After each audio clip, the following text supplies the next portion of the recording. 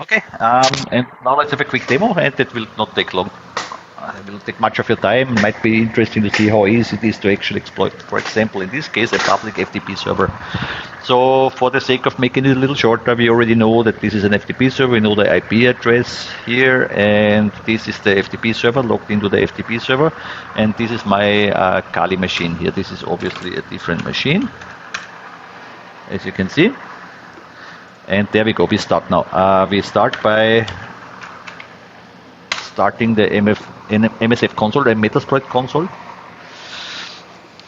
There we go. And then we check the database status. It's connected and it's good. So now next would be, we will use the internal way of using Nmap out of Metasploit. So since we already know the IP, we just use this IP that we already have, right? So just type it. One. And while this runs, so just understand, right?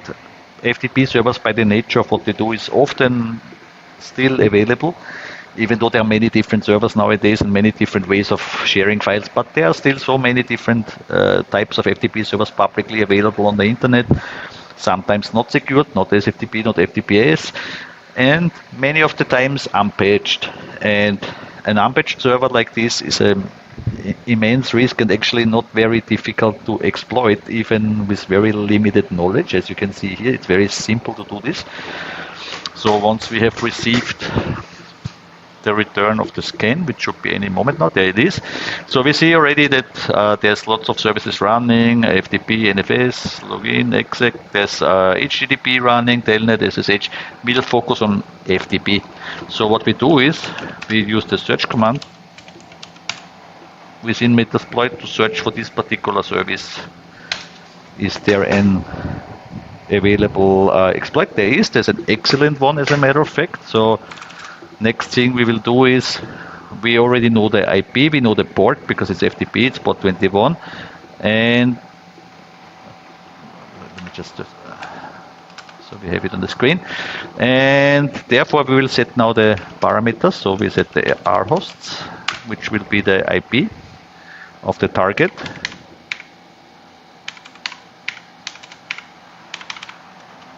There we go. We set the R port. In our case, this is 21. Then what we will do next is we select the exploit to use. We use the use command for that, and then the exploit. It will default to interact in this case. That's pretty much all we need to set to prepare for the attack. The next step is only the next simple logical step, which is to use the either run or exploit command within Metasploit. And it's now trying to exploit. Found shell, command shell session 1 opened. There you go, exploited. Don't believe it. Okay, we see here. We are in the root directory. That's what we see. There's not much to see. Simple way. Let's do ls. Okay, it looks like we see the same. Let's touch a file here. Test.123. Let's see now on the exploited server. There you go.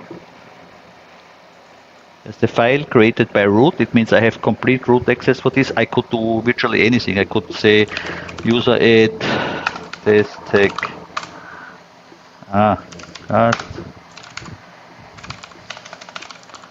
You will see the user added here.